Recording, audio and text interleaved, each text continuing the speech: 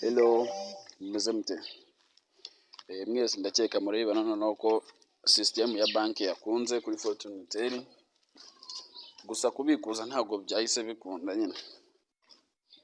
Biri gusaba ko ubanza ugashora ku mashini ya D5 ihagaze ibihumbi 50. Ibihumbi 50. Reka nze mbereke. Iyo ugiye kubikuza,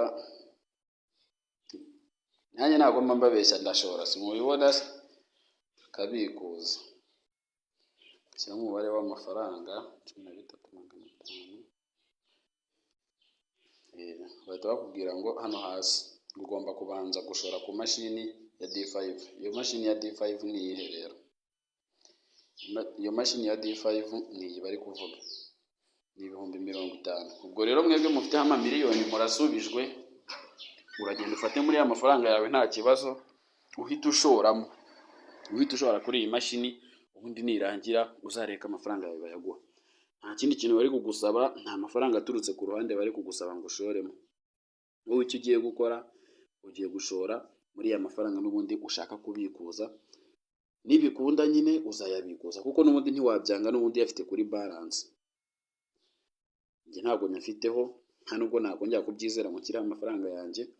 Gusa mwebwe n'ubundi washoraho, wafata kuri ya balance yawe iri kuri Fortune ugashoraho nta kibazo. Ubwo rero hagize uwo bizakunda yazanyandikira akambwira, nkabasha no kugezaho abandi amakuru, kuko ni benshi babireba, mwese murabibona, tugasharinga amakuru, ubuzima bugakomeza. Yego rero niyo nama nabagiraga.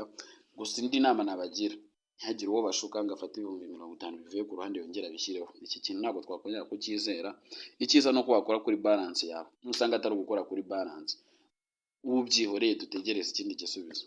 Gusa ndabyizeye noneho ko biri bukunde. Ikibi ni uko bagusaba ubundi kuyavana ku mufuka wawe ngo ubitse bundi bushya. Oya, koresha yayandi ufite kuri balance. Thank you very much, ndabakunda. Kora subscribe, nizere ko ubibona ko hano haba hari amakuru menshi agiye atandukanye y'ingenzi kandi afasha. Ibyo ni ibintu bigaragara, byo murabibona byose. Bank system upgraded completely.